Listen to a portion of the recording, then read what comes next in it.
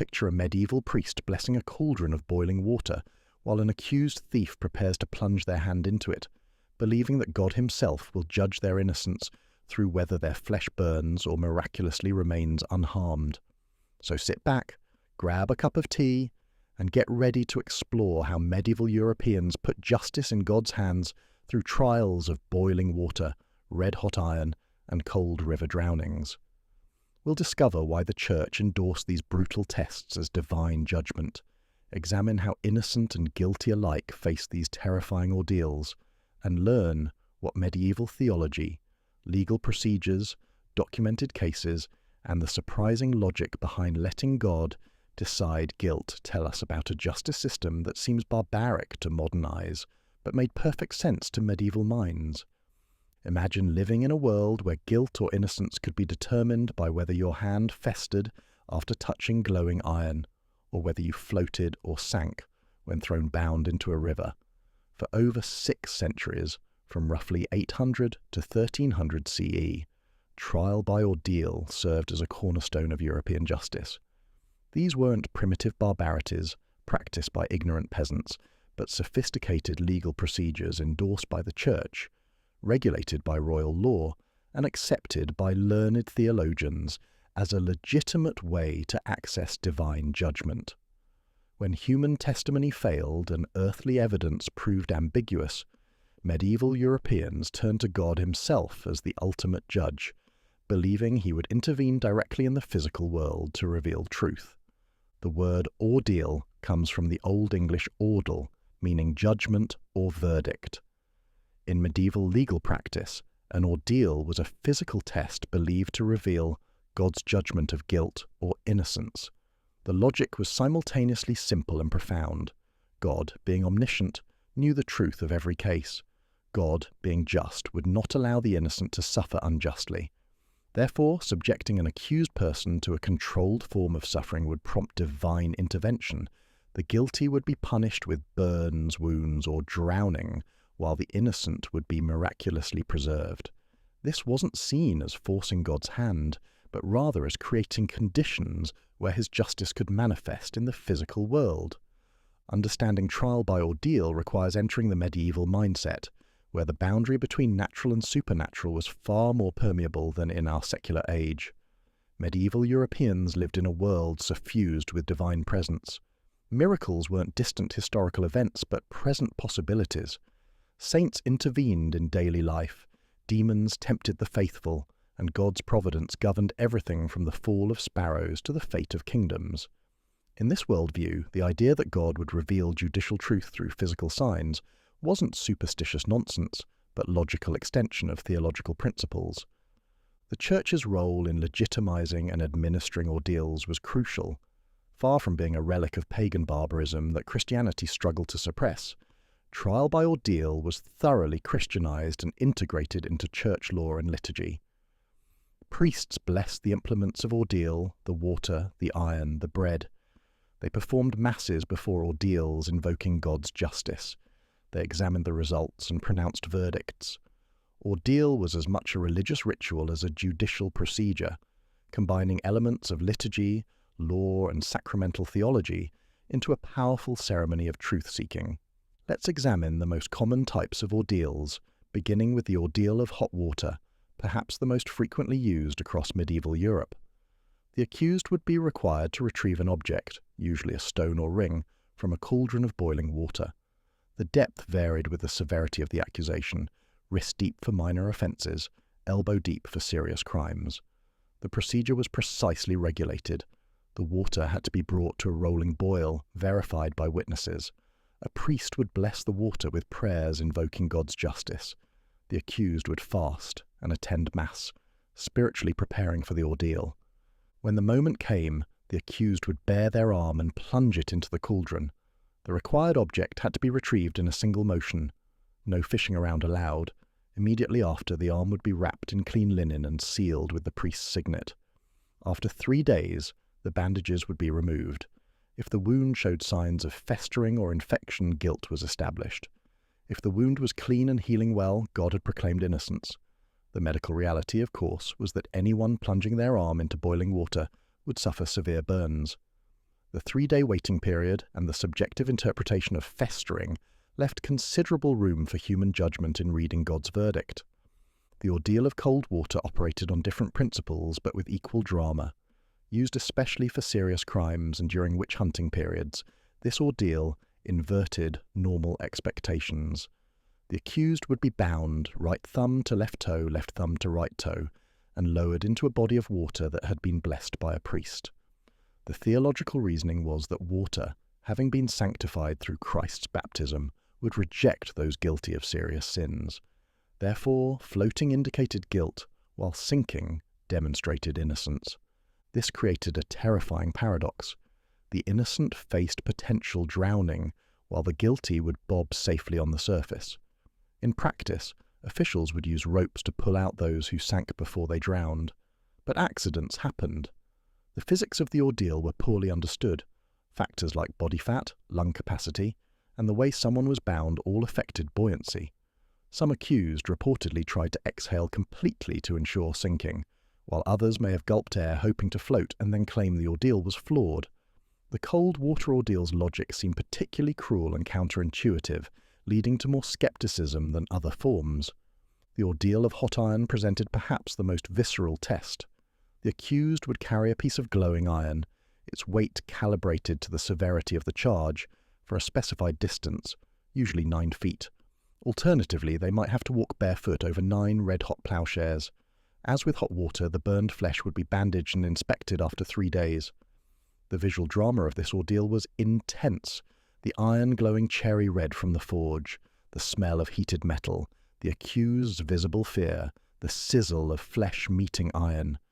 Yet records suggest this ordeal had a surprisingly high acquittal rate, leading to speculation about whether priests sometimes allowed the iron to cool or whether the brief contact time limited damage.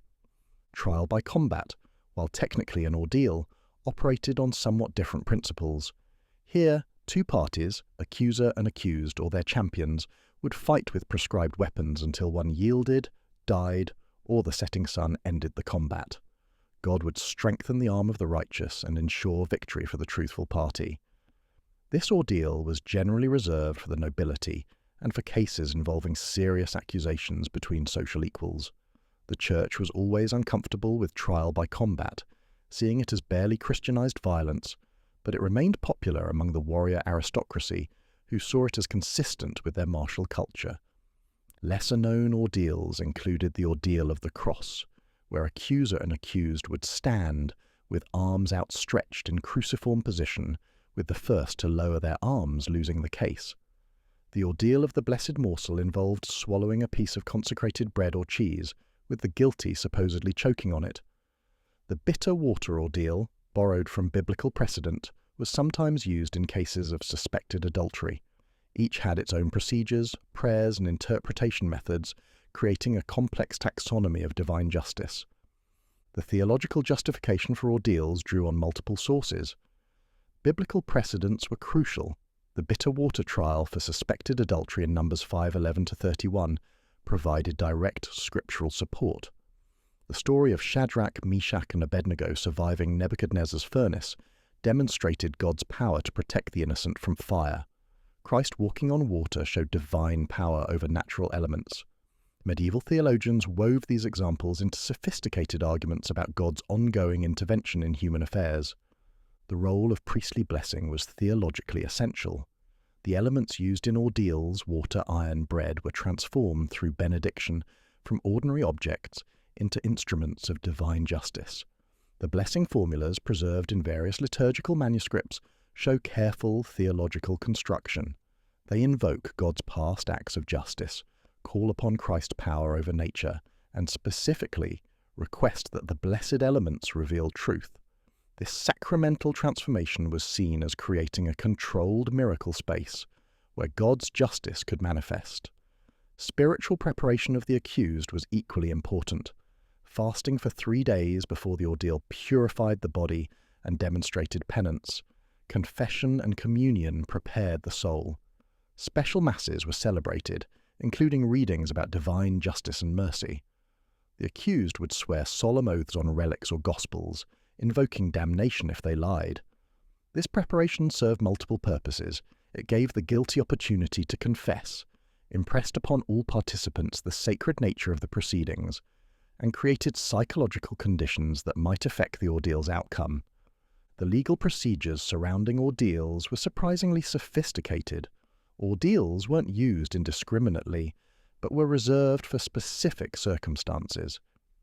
Generally, ordeal was employed when normal proof methods failed, when there were no reliable witnesses, when oath helpers couldn't be found, or when circumstantial evidence was ambiguous. The decision to use ordeal required judicial authorization. Local courts couldn't simply subject anyone to ordeal on a whim. Proper procedures had to be followed. Who could demand ordeal varied by jurisdiction and period. In some regions, the accused could demand ordeal to prove innocence when faced with strong circumstantial evidence. In others, accusers could require ordeal when they lacked witnesses but had reasonable suspicion. The social status of parties mattered enormously. Nobles might substitute champions for physical ordeals or opt for combat instead. Clergy claimed exemption from ordeal, leading to complex procedures when clerics were accused.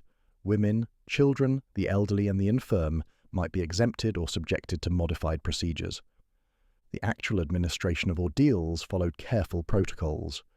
Multiple witnesses were required, including local officials, clergy and representatives of both parties. The instruments, cauldrons, iron bars, measuring ropes were inspected to prevent tampering. Some jurisdictions required the use of specific, officially sanctioned ordeal pits or churches. The waiting period between ordeal and judgment was strictly observed, with the accused sometimes kept under guard to prevent tampering with wounds.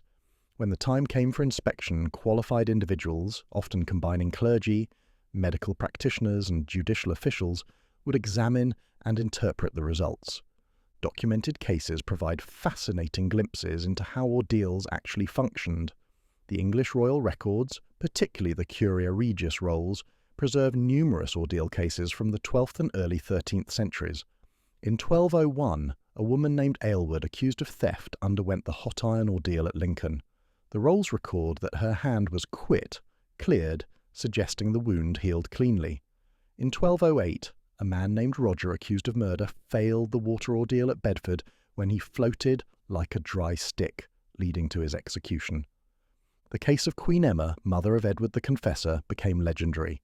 Accused of adultery with the Bishop of Winchester, she reportedly underwent an ordeal by hot ploughshares at Winchester Cathedral around 1043.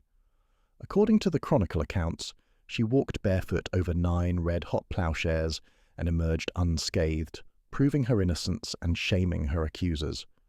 While the historicity is debated, the story's popularity shows how ordeal narratives functioned as morality tales about divine justice vindicating the innocent. Statistical analysis of ordeal outcomes, where records permit such analysis, reveals intriguing patterns. The Regestrum Varadinense, a Hungarian register recording 389 ordeal cases between 1208 and 1235, shows acquittal rates around 60%. English records suggest similar patterns. This surprisingly high acquittal rate has sparked considerable scholarly debate. Did priests manipulate ordeals to achieve merciful outcomes? Did the psychological pressure lead many guilty parties to confess before undergoing ordeal? Or did the subjective interpretation of results favour acquittal? Social dynamics profoundly shaped ordeal practices. Community reputation mattered enormously. A person of good standing, undergoing ordeal, had psychological advantages. Neighbours expected their innocence. Priests might interpret ambiguous results favourably, and communal pressure could influence proceedings. Conversely, those already marginalised faced scepticism that could colour result interpretation. Gender played complex roles. Women underwent certain ordeals more frequently, particularly for sexual crimes or witchcraft accusations, but might receive more lenient interpretation of results. The use of ordeals in cases of heresy created particular tensions. As heterodox movements spread in the 12th and 13th centuries, church authorities sometimes employed ordeals to identify heretics. The problem was theological. If heretics rejected church authority, would God still manifest justice through church-administered ordeals? Some argued that heretics' fundamentally corrupted nature meant they would always fail ordeals. Others worried that the devil might protect his servants, creating false miracles. These concerns contributed to growing skepticism about ordeals' reliability. The medical realities of ordeal injuries deserve careful attention. Medieval medical knowledge, while sophisticated in many ways, differed drastically from modern understanding. Infection was poorly understood. The miasma theory attributed disease to bad air rather than microorganisms. Treatments for burns included applications of egg whites, honey, and various herbs.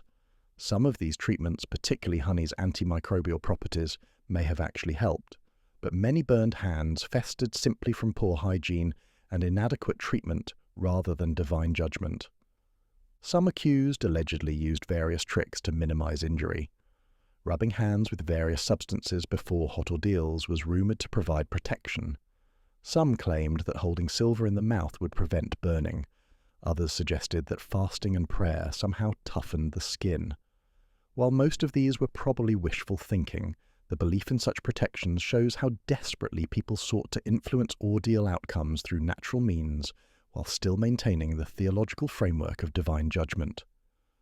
Regional variations in ordeal preferences reflected different legal traditions and cultural attitudes. England showed marked preference for hot water ordeals, which comprised the majority of documented cases. This may have reflected Anglo-Saxon traditions predating Norman conquest. Continental Europe, particularly regions influenced by Frankish law, used cold water ordeals more frequently. The Iberian Peninsula maintained trial by combat longer than other regions, possibly reflecting the frontier warfare conditions of the Reconquista. Scandinavian regions developed unique variations, including ordeals involving walking on hot stones or holding hot stones. Irish law codes preserved unique ordeal traditions that blended Christian and pre-Christian elements. The morsel of execration involved eating bread or cheese over which curses had been pronounced, with the guilty supposedly suffering immediate divine punishment. Irish ordeals often took place at sacred sites associated with saints, adding another layer of supernatural authority. The persistence of these distinctive traditions shows how universal ordeal concepts adapted to local cultural contexts. Byzantine practice diverged significantly from Western European patterns. The Eastern Roman Empire, with its strong tradition of written law and professional judiciary, used ordeals less frequently and with more skepticism. When employed, Byzantine ordeals often involved oaths on particularly holy relics rather than physical tests. This difference reflected broader divergences between Eastern and Western Christianity regarding the relationship between divine providence and human justice. The Church's position on ordeals evolved dramatically over the centuries. Early medieval church councils generally accepted ordeals as legitimate, focusing on regulating their proper administration. Blessing formulas were standardized, and rules established for which clergy could participate.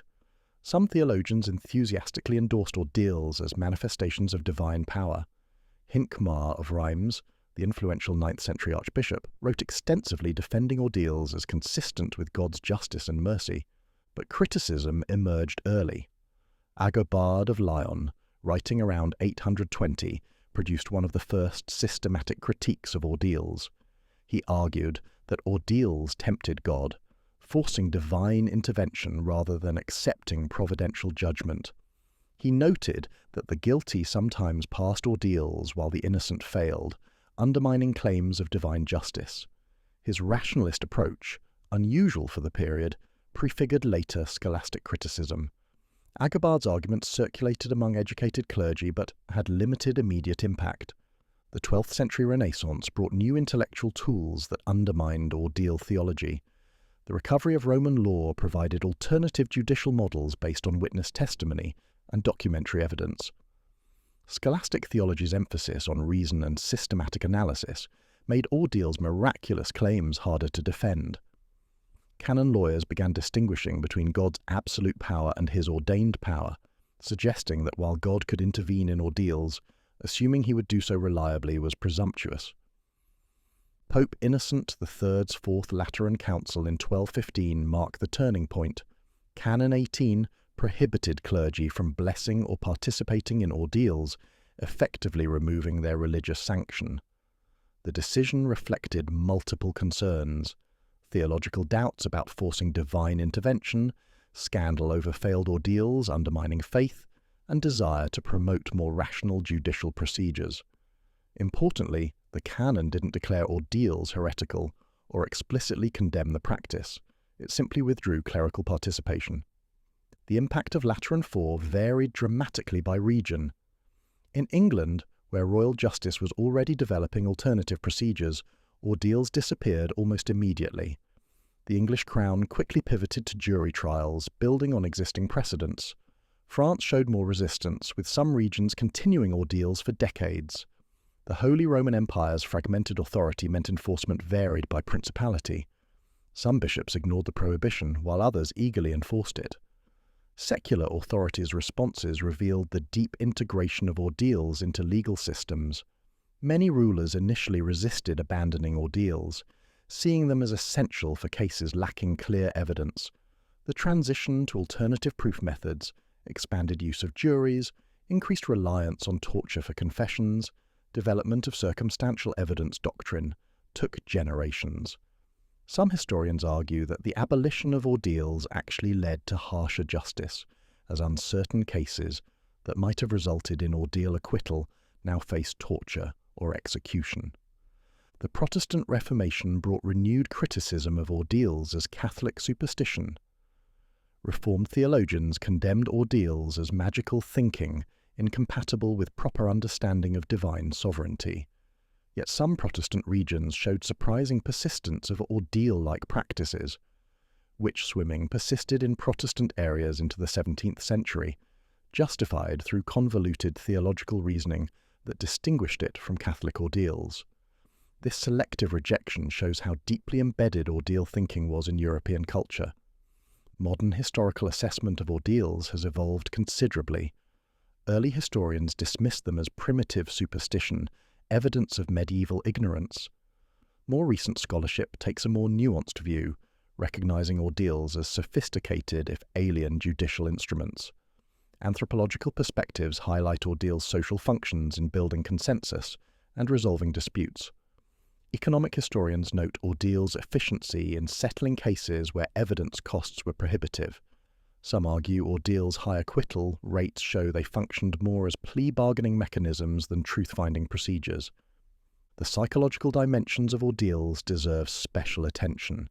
The ritual preparation, fasting, prayer, confession created intense psychological pressure that might prompt guilty confessions.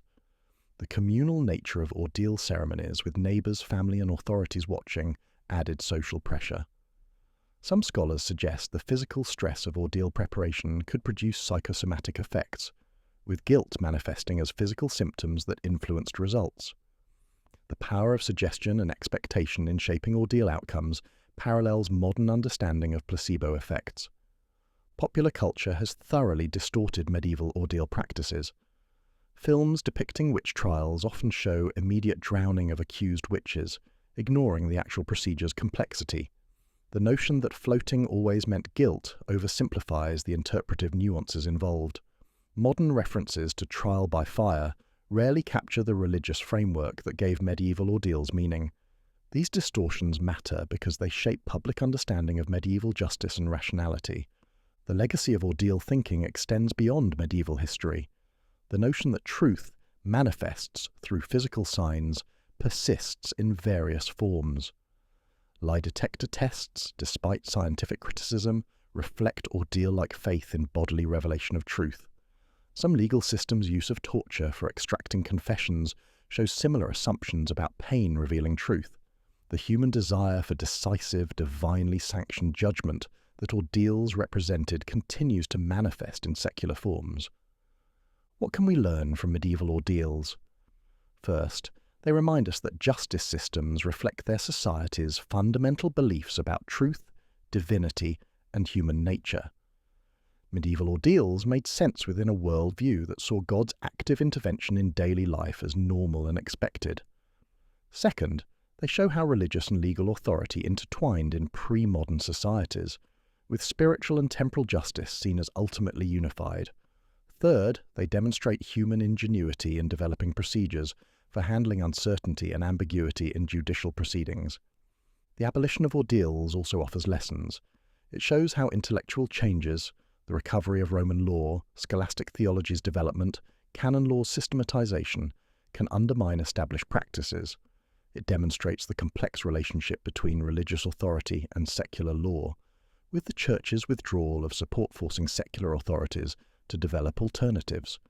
It reveals how deeply embedded practices can disappear rapidly under the right conditions, transforming fundamental aspects of society within generations.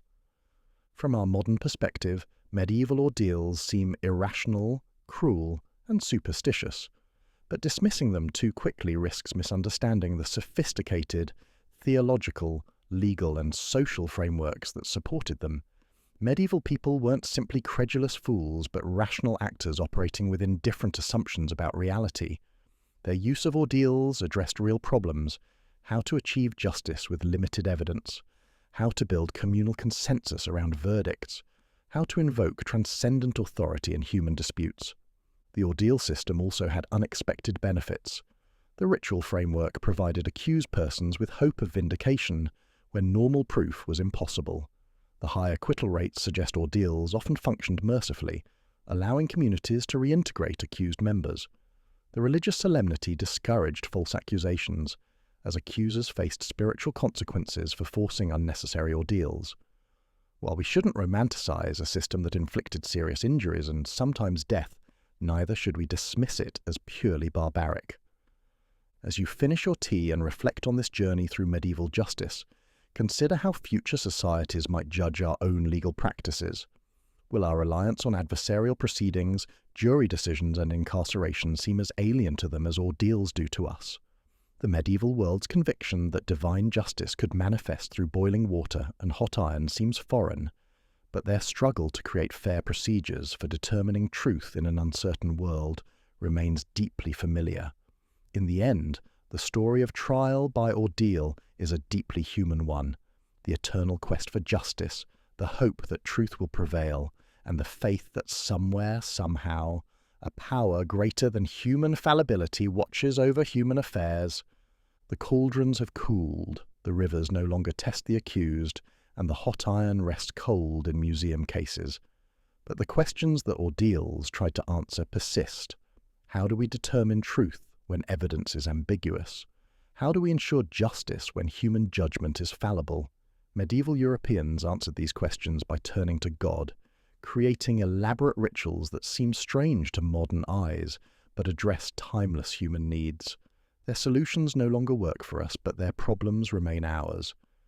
In studying their attempts to touch divine justice through boiling water and glowing iron, we glimpse both the vast differences and the surprising continuities between their world and ours.